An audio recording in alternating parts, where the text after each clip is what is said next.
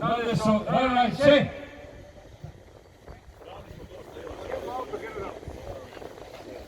Miro!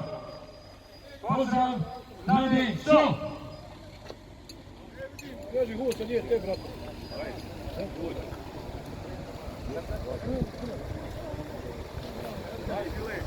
Gospodine generale, pripadnici 17. Viteške krajiške brske brigade i građani Postre su povod obilježavanja 32. godišnjice dolaska dobrovoljačke jedinica 1. krajiškog bataljona 7. krajiške brigade iz Republike Hrvatske i vama u čast.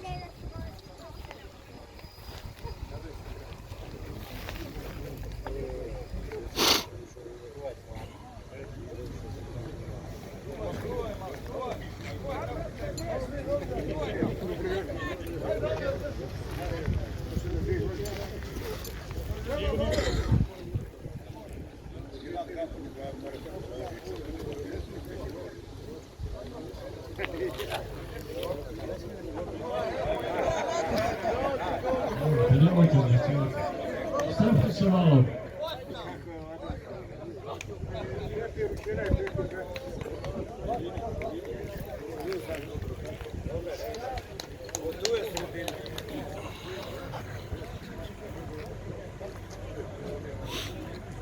Gospodo borci, pozdrav domovini! Pozdrav!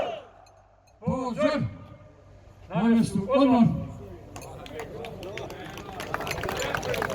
Na izvršnoj smotri pitamo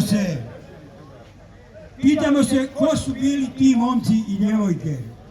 Oni su ti što ostaviše radna mjesta i porodice diljem zapadne Evrope.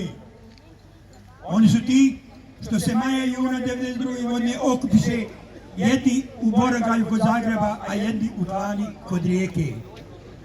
I dođoše, a nisu dobili poziv za mobilizaciju.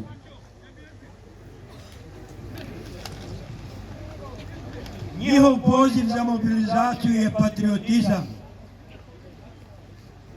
Dođoše u srce Srednje Bosne, dođoše tamo gdje je najteže, odnosno gdje će biti najteže, zato što će se gorjeti između dvije vatre. Njima se pridružuju prognani, a vojno sposobni krajišnici. Naredbom štaba Vrhovne komande 25. novembra 1992. godine postadoše brigada, prvo Slavna, a zatim Viteška. Pregaziše sve planine Srednje Bosne i ugradiše u temelje domovine 349 svojih života. To su oni momci što dadoše zavjet. Vratit ću se u kraju, svome rodnom kraju. Zapjevat ću pjesmu staru. Allahu Ekber! Allahu Ekber! Allahu Ekber! I vratiše se.